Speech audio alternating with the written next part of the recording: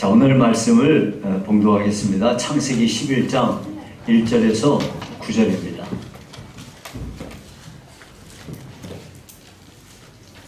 창세기 11장 1절에서 9절을 제가 봉독해 드립니다. 온 땅의 언어가 하나요 말이 하나였더라.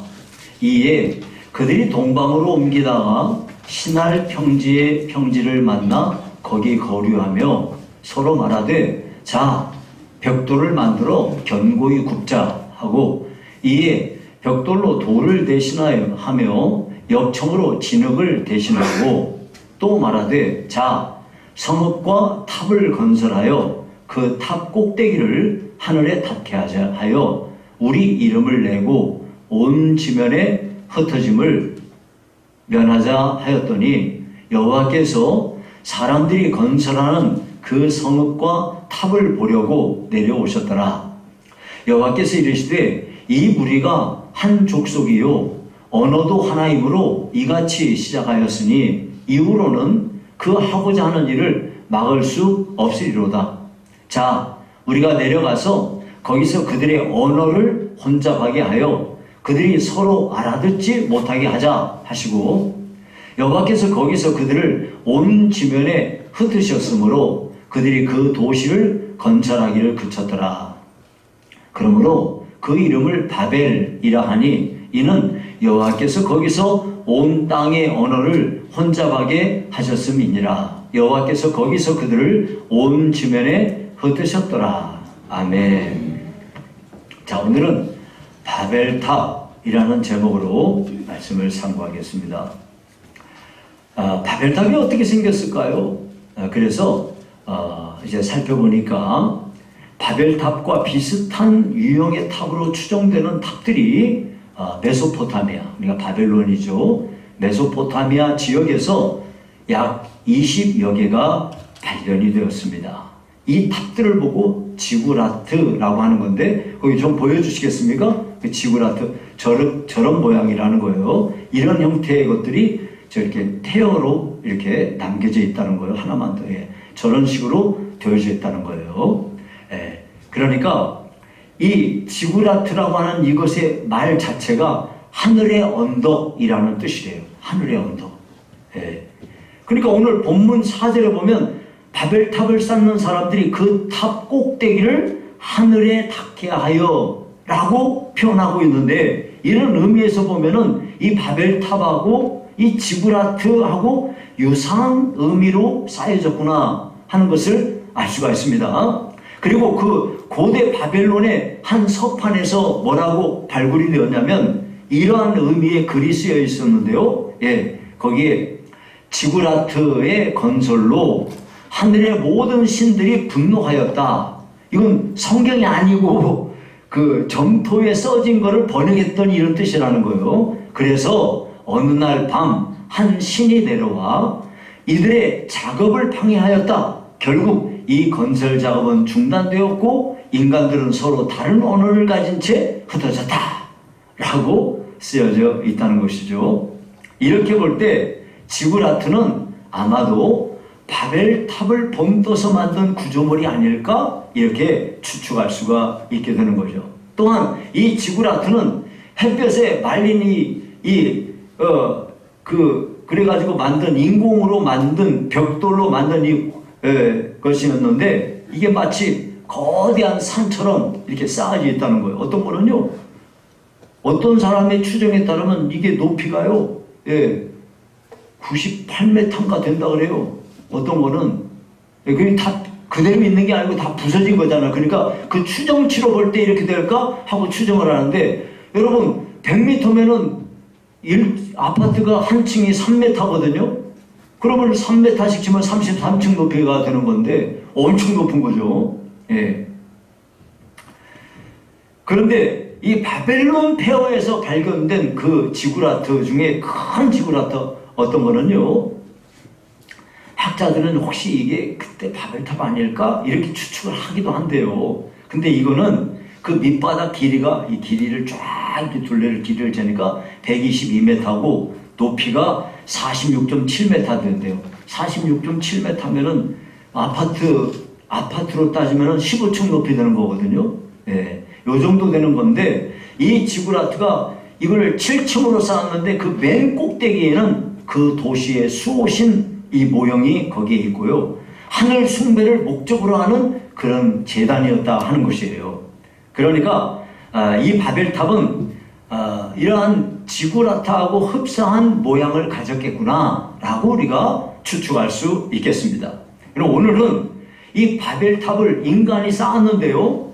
이 인간이 바벨탑을 쌓은 이유가 무엇이며 하나님이 이 바벨탑을 무너뜨리셨는데 그리고 이 모든 일들을 통해서 하나님이 우리에게 주시고자 하는 그 말씀의 의미가 뭔지 오늘 이거를 살펴보도록 하겠습니다. 자, 그럼 바벨탑 사건의 전말에 대해서 간략히 말씀을 드리자면 바벨탑을 쌓은 목적이 뭐냐 이거.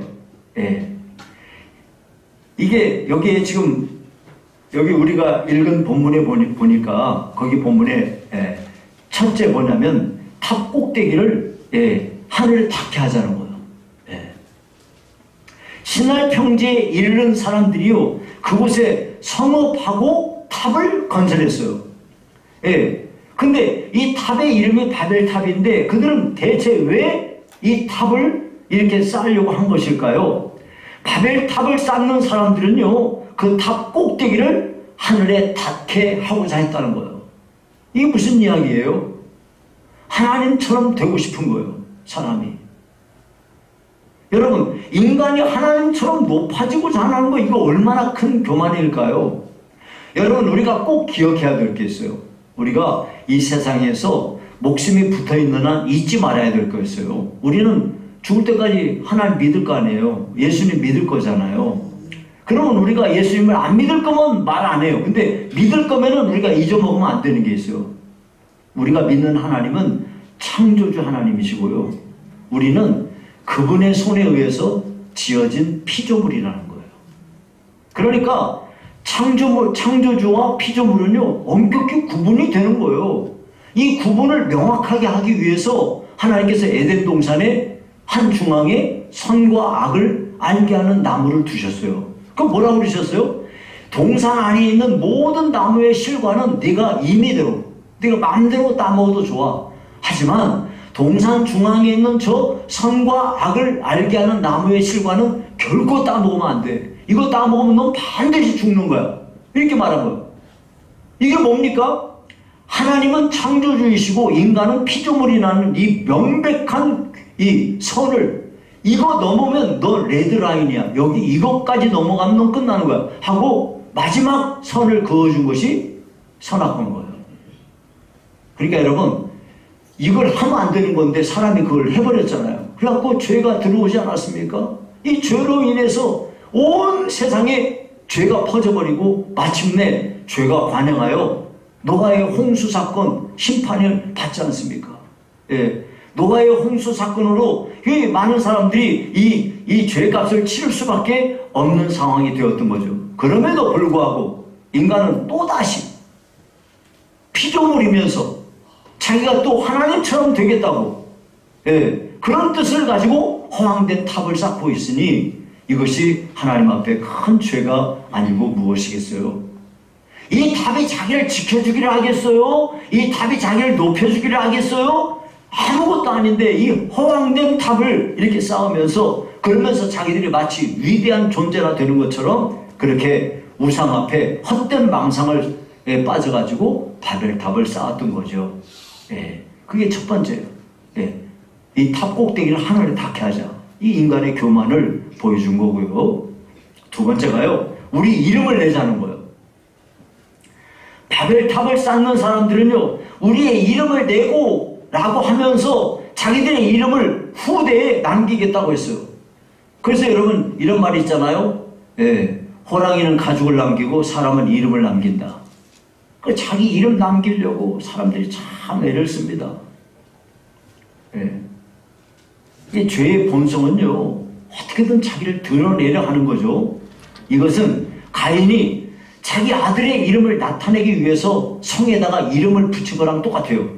창세기 4장 17절에 보니까 이렇게 말했는데요. 아내와 동침함에 그가 임신하여 에녹을 낳은지라.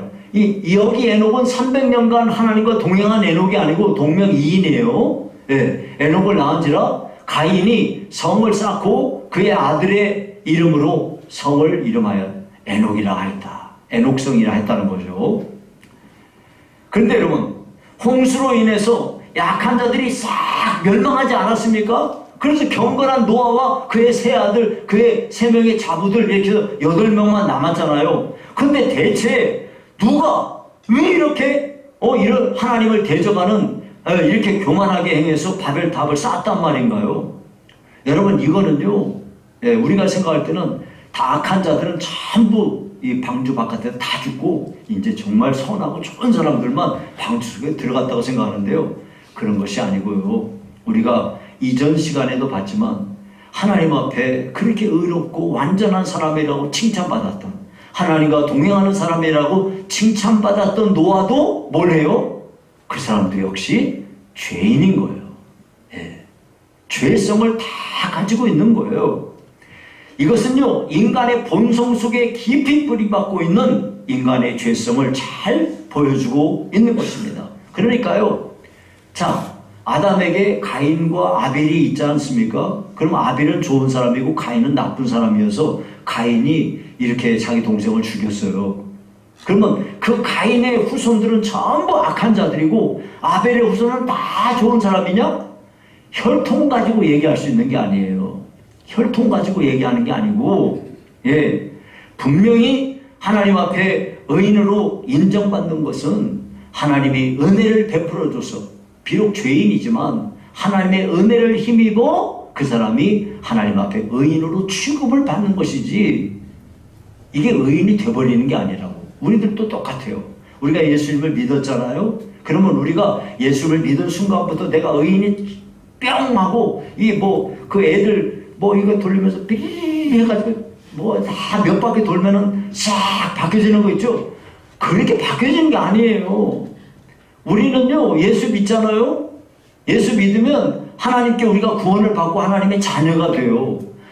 우리가 하나님의 자녀가 됐다고 그래서 내가 완전히 어떻게 새 사람 되어버려야죠. 새 사람이 됐어요. 근데 여러분, 새 사람 됐는데도 왜 자꾸 여지까지 계속 거짓말하고 욕도 하고 싸움도 하고 왜 그래요? 그거는요, 우리가 하나님의 은혜로 여기까지 왔을 뿐이에요. 하나님의 은혜를 우리에게 베풀어 주니까 훨씬 더 나쁜 사람일 건데 이 정도 된 거죠. 그죠? 옛날에 여러분들도 더 아실 거예요. 저도 나를 가만히 생각해 보면 지금처럼 된 게 천지가 개 되겠다. 예. 아마 여러분들도 그러실 거예요. 여러분 마음속에 얼마나 죄성이 깊이 뿌리박고 있는지 여러분이 더 잘 아실 겁니다. 그래서 이와 같이 하나님 앞에서 우리가 영적인 의미에서 본다면 가인의 후회라는 것은 죄의 본성에 빠져서 자기의 욕망을 따라서 살아가는 그런 사람들을 말하고요. 셋의 후손이라 하는 것은 경건한 하나님의 사람으로서 이렇게 살 수 있는 것, 성령이 역사하셔가지고 죄의 본능이 내 안에 있지만 이걸 억제하고 자기의 주장대로 살지 않고 하나님의 뜻에 순종하며 살아가는 그런 사람을 말하는 것이에요. 그래서요, 경건한 삶을 살았던 사람들은요, 한결같이 자기 이름을 높이는 게 아니라 하나님의 이름을 높이며 사는 거예요. 반대로 가인의 후손들, 즉 이 세상의 육신의 욕망을 따라 사는 사람들은 한사코 뭘 하려 해요? 자기의 이름을 나타내려 해요. 어떻게든지 자기 이름을 나타내려고 어디에든지 머리를 뒤밀고 발버둥치면서 사는 모습을 우리가 볼 수 있는 거예요. 그러나 참으로 경건한 사람은 내 이름은 없어져도 오직 주님의 이름만 높아지면 충분합니다. 이렇게 사는 것이죠. 자, 그런데 이 바벨탑을 쌓은 사람들의 동기가 뭐였냐? 자기의 이름을 나타내려 했다는 것이에요. 세 번째, 흩어짐을 면하자는 거예요. 하나님께서는 아담을 지으실 때 하나님의 형상대로 창조하시면서 이렇게 명령하셨어요. 뭐라고 명령했어요? 생육하고 번성하여 땅에 충만하라. 땅을 다스리라 그랬어요. 노아의 홍수 뒤에도 뭐라고 말씀하셨어요? 생육하고 번성하여 땅에 충만하라. 그렇게 말씀하셨습니다. 그러나 홍수 후에 사람들이 땅 위에 크게 번성하면서 이 사람들이 이제 하나님의 명령에 따라서 세상으로 흩어져야 될 거 아니에요? 그런데 사람들은 뭐라고 생각했어요?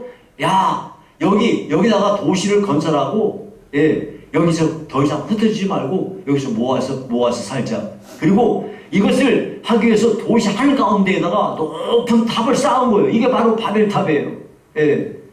더 이상 흩어지지 말자는 거예요. 그런데 이러한 행위는 하나님의 뜻을 거역하는 행위였습니다. 온 땅에 인간들이 충만하게 임해서 그곳에서 살면서 하나님의 뜻을 드러내고 하나님의 구원 계획을 이루고자 하시는 하나님의 역사에 반역하는 행위였습니다. 하나님의 뜻에 불순종하는 태도였던 것이죠. 여기에 대해서 하나님께서 어떻게 이러한 이 바벨탑을 짓는 사람들을 하나님께서 대하셨나요? 인간이 바벨탑을 쌓고 도시를 건설한다, 이러한 시도가 얼마나 심각한 죄가 그 심각하고 그 뿌리가 깊은가 우리가 잘 볼 수가 있어요. 여러분, 인간이요 참 죄인이에요. 참 정말 여러분들도 고민 아니에요? 야, 나는 왜 이렇게 죄인이지? 그래서 성경이 뭐라고 그럽니까? 인간을 보고 본질상 진노의 자녀라 그래요. 본질이 죄인이야. 그래서 누가 얘기 안 해줘도 교묘하게 죄를 만들어내면서 끊임없이 죄를 생산해내요. 애들도 그러고 노인도 그러고 다 그래요. 이러한 인간의 죄가 관영해서 도저히 만회할 길이 없기 때문에 하나님께서는 노아 시대에 홍수로 세상을 심판하셨던 겁니다. 그리고 이제 다시 회복시키시지 않았습니까? 그러면 이와 같이 홍수 심판이 끝나고 나서 얼마 지나지도 않은 시점인데 또다시 이렇게 패역한 일을 하는 걸 보니까 참 정말 인간은 도저히 구원받을 수 없는 너무나 사악한 존재이구나 하는 것을 우리가 분명히 알 수 있어요. 그래서 어떠한 경건한 인간을 통해서도 결코 인간의 죄 문제를 해결할 수 없기 때문에 하나님의 아들이신 구세주 예수님을 세상에 보내게 되신 것입니다.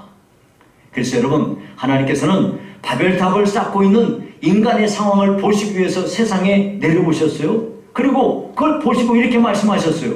6절과 7절에 보니까 이 무리가 한 족속이요 언어도 하나이므로 이같이 시작하였으니 이후로는 그 하고자 하는 일을 막을 수 없으리로다. 자, 우리가 내려가서 거기서 그들의 언어를 혼잡하게 하여 그들이 서로 알아듣지 못하게 하자.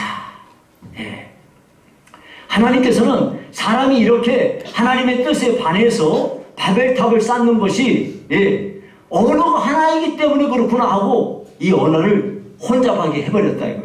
여러분, 언어가 뭐예요? 서로 간의 의사를 소통하는 그 매개체 아니겠습니까? 그러니까 하나의 공동체를 형성함에 있어서 핵심적인 요소가 뭐냐면 언어예요. 같은 말을 써야지 서로 통하지 않겠습니까? 또한 인간은요, 이 언어를 통해서 사회를 발전시켜 나가면서 이 언어를 통해서 모든 문화와 문명을 이렇게 만들어 가게 되는 것이죠. 그런데 만약 이 언어를 서로 못 알아듣게 만들어 버리면 모든 사회적 활동은 마비돼 버리지 않겠습니까?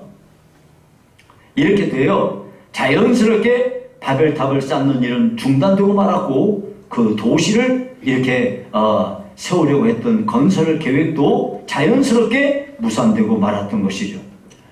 결국은 사람들은 뿔뿔이 전 세계로 이곳으로 저곳으로 뿔뿔이 흩어지게 된 것입니다. 자, 여러분, 이것은요 범죄한 인간에 대한 하나님의 심판이었습니다. 인간의 교만에 대한 하나님의 준엄한 심판이었습니다. 나아가 인간의 마음속에 이러한 마음을 품도록 이것을 꼬드긴 이 사탄에 대한 하나님의 심판이셨죠. 분명히 하나님은 온 천지에 흩어져서 땅을 정복하라고 다스리라고 명령하셨는데 사탄이 인간의 마음속에 우리 흩어지지 말고 여기서 모여 살자, 이렇게 해서 하나님의 뜻을 버리도록 촉구한 것이죠. 이렇게 해서 하나님의 구원 계획을 완전히 회방하려고 사탄이 역사했지만은 하나님께서는 이것을 완전히 바벨탑 쌓는 일을 다 막음으로써 이것을 막았던 것이죠. 여러분, 그러니까요, 이 바벨탑을 인간이 쌓은 걸 통해서 인간이 얼마나 하나님을 대적하는 존재인지, 죄의 욕구가 얼마나 뿌리 깊고 무서운 것인지, 인간이 얼마나 심각한 죄인인지 이것을 우리에게 잘 고발하고 있어요. 그래서 여러분, 우리 장로교회에서 5대 교리가 있는데요. 장로교회 5대 교리 중에 제일 첫 번째가 뭐냐면 전적인 타락이에요. 머리끝부터 발끝까지 모든 것이 타락한 존재가 인간이라는 거예요.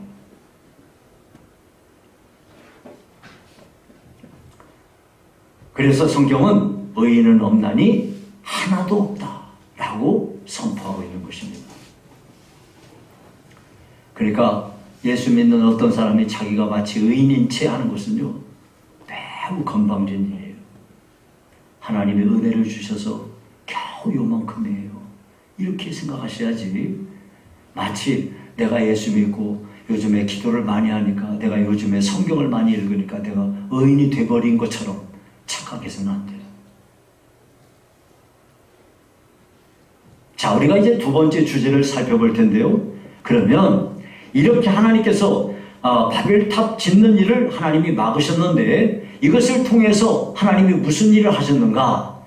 그것은 하나님의 구원 계획을 이 사건을 통해서 이루어 가셨습니다. 자, 하나님께서 바벨탑 쌓는 일을 하나님께서 딱 중단시켜 버림으로써 이것은 교만한 인간에 대한 심판임과 동시에 또 다른 면에서는 하나님은 하나님의 구원 계획을 이루어 가시는 거예요.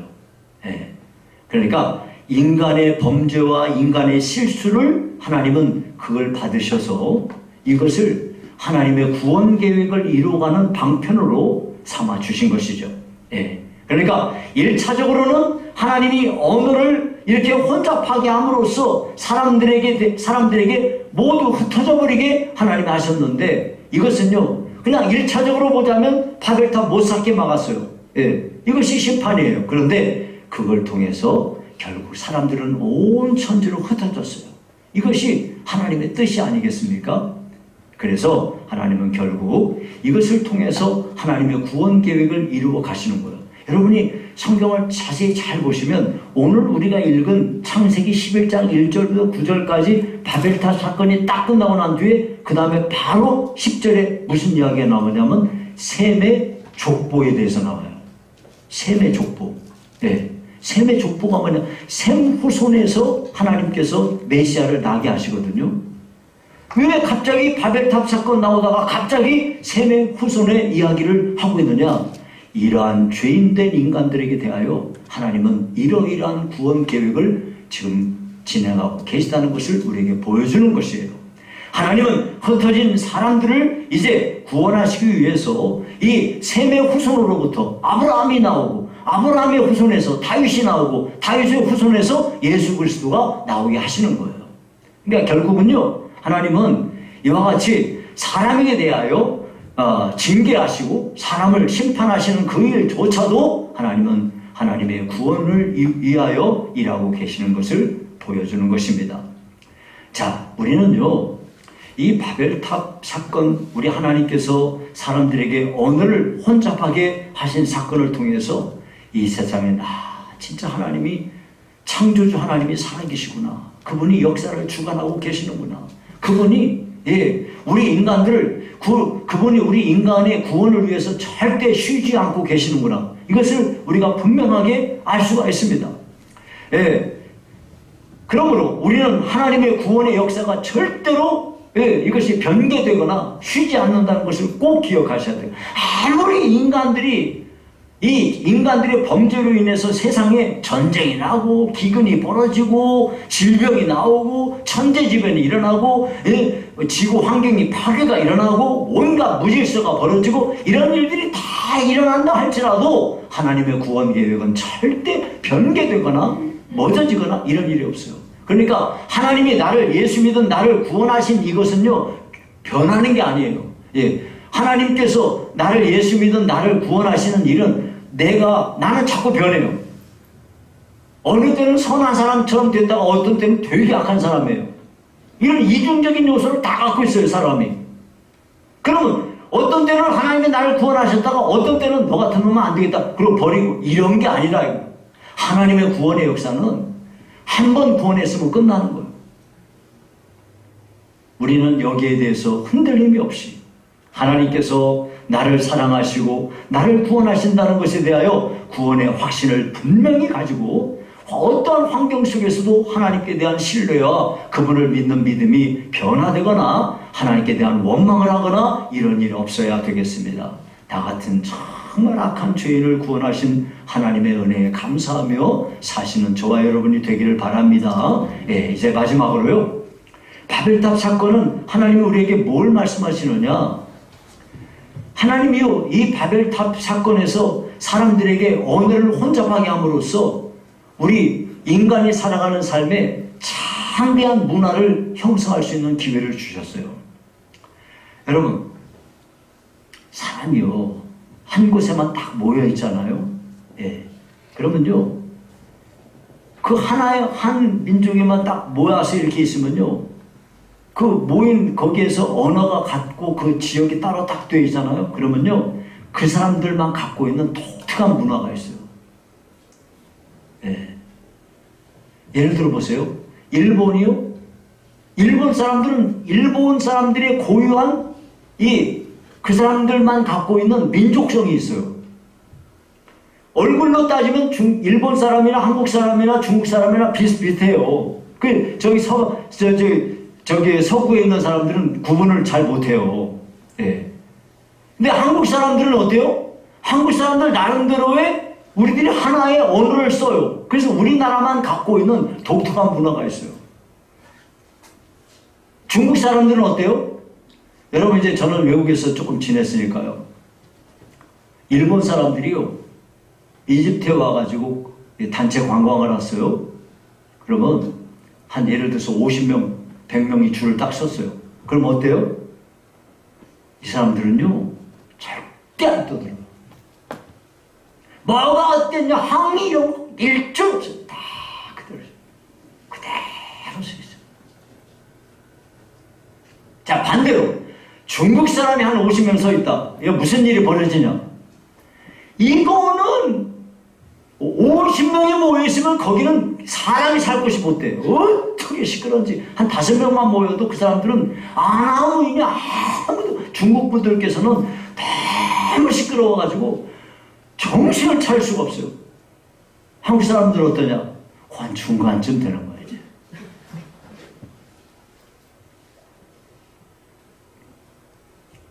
일본 사람들은 그런답니다. 부패를 해도요, 일본 사람들은 다 그릇에 정갈하게 자기가 먹을 만큼만 딱 조금씩 딱 해가지고 이렇게 가져와요. 우리나라 사람들은 어때요? 그냥 갖다가 저한테 갖다 놓고 막 이렇게. 중국 분들께서는 말 안 하겠습니다. 뭐 이런 차이가 있는 거죠. 예. 자, 그런데 어떤 한 지역에 이렇게 사람들이 이렇게 딱 이렇게 있게 되면은 그 사람들만 가지고 있는 독특한 획일성이 있어요. 폐쇄성이 있다니까요. 그러니까 사람들이 예를 들어 보면요, 북한에서 산다. 그리고 북한의 독재 정권이 유지되기 위해서는 다른 세상에 문물이나 이런 게 들어오면 안 돼. 그러니까 전부 차단을 해버리는 거야. 폐쇄적이고 획일적이야, 사람들이. 그래서 여러분, 저 북한 애들이, 조그만 애들이 뭐, 이런 거 예쁘던가요? 안 예쁘던가요? 혹시 예쁜 분들 계세요? 난 그걸 볼 때마다 난 못 보겠어요. 너무 재미도 하나도 없고요. 너무 끔찍해요. 왜 애들을 데려다가 저 마치 로봇같이 저렇게 만들어 놨을까? 예. 그거 되게 보기 싫어요. 물론 우리나라 K-팝 가수들이 춤추는 건 그건 완전 예술이죠. 예. 정말 너무너무 놀랍게 아름다워요. 그거하고는 비교가 안 되는 거죠. 이런 걸 보니까 여러분, 이 폐쇄적이고 획일적인 사회가 어떻게 되던가요? 여러분 보세요. 북한에는요, 그 소수의, 극소수의 이 지도자들, 거기에서 그 사람들만 모든 걸 누리고 나머지는 다 노예같이 지내는 거예요. 획일적인 게 뭔 말이에요? 로봇처럼 사는 거 아니겠어요? 정말 비참한 거예요. 예. 그러니까 하나님께서는요, 인간이 이렇게 획일적이고 폐쇄적일 가능성이 있기 때문에 하나님은요, 온 세상의 모든 걸 다양하게 하신 거예요. 여러분, 하나님께서 지어놓은 산에 가면은 나무들이 어때요? 나무들이 전부, 예, 이놈은 구부러지고, 이놈은 뻣뻣하고, 이놈은 이쪽으로 뻗고, 전부 제멋대로예요. 근데 사람들이 거기 간청한다 그래가지고 싹 나무 잘라내고 거기다가 전나무를 쭉 심었다 그러면 전나무만 쫙 해놨어요. 그러면, 처음엔 어때요? 예쁘네. 그러고 싹, 그다음부터는 하나도 재미가 없어요. 모든 게 그런 거야.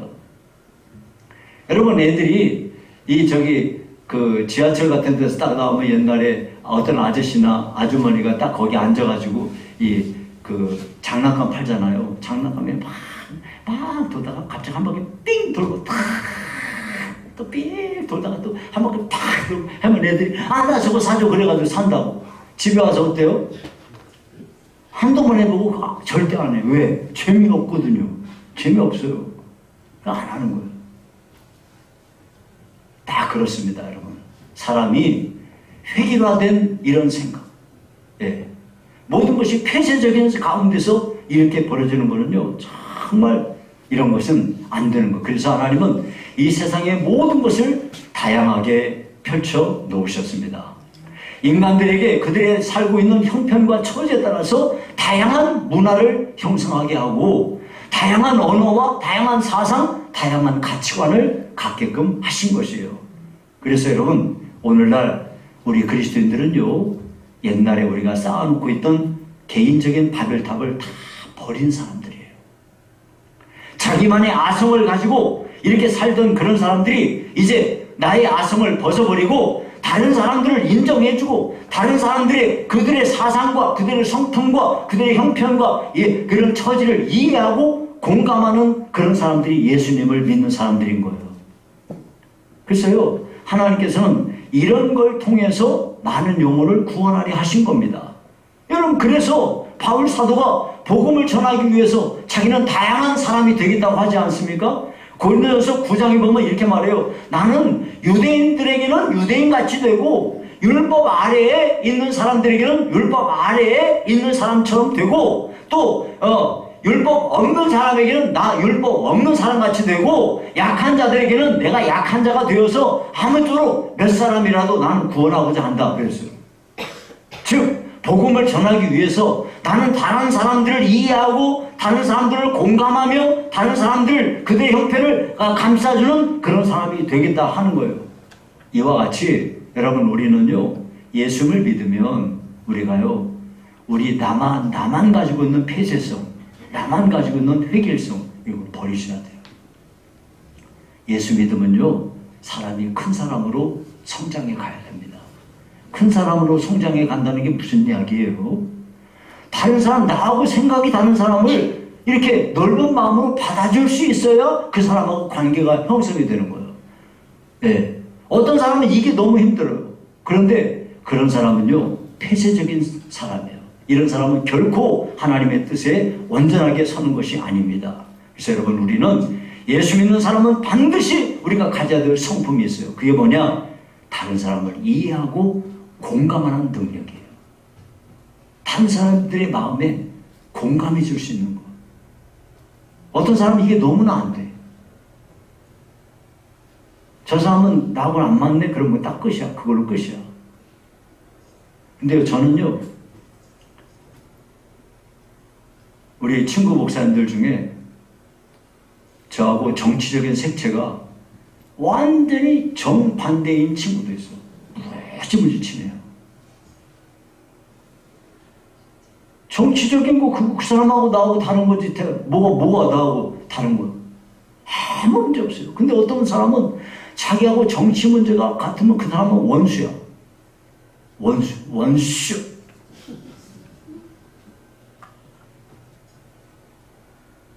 우리는 나와 다른 사람을 이해하고 다른 사람의 형편에 대해서 공감할 수 있는 능력을 하나님께 구해야 되겠습니다. 그래야 우리가 예수님의 이름으로 다른 사람을 사랑으로 섬길 수 있으며 주님을 모르는 사람들에게 복음을 전할 수 있는 기회를 얻게 될 것이기 때문입니다. 이제 말씀을 맺습니다. 바벨탑 사건은 인간이 얼마나 큰 죄인인가를 명백하게 보여줍니다. 그런데 이처럼 타락한 인간을 징계하시면서도 여전히 사랑하시고 이들을 구원하시기 위해서 구원의 역사를 끊임없이 펼쳐가고 계신 그 하나님의 사랑과 은혜에 우리가 감사하는 우리가 되어야 되겠습니다. 여러분, 그러니까요, 우리가 얻은 이 구원이라는 것은 내 공로가 절대 아니에요. 나 같은 죄인이 무슨 내가 하나님 앞에 구원받을 자격이 있다는 거예요. 그저 우리는 하나님의 한량없는 은혜로 내가 구원받았음을 꼭 기억해야 되겠습니다. 나아가 우리는 하나님께서는 우리 사람들을 로봇처럼 폐쇄적이고 획일적인 존재가 되기를 원치 않는다는 것을 기억해야 되겠습니다. 우리는 한 사람의 고유한 인격체로 다양한 성품의 사람으로 하나님 앞에 이 세상에 보내졌습니다. 그러므로 우리는 서로의 차이점을 이해하고 공감하면서 보다 더 큰 사람이 되기 위해서 보다 넓은 아량과 자비로운 성품을 갖는 사람으로 성장해 가야만 하겠습니다. 모쪼록 이와 같은 은혜가 저와 여러분에게 가득하기를 주의 이름으로 축원합니다.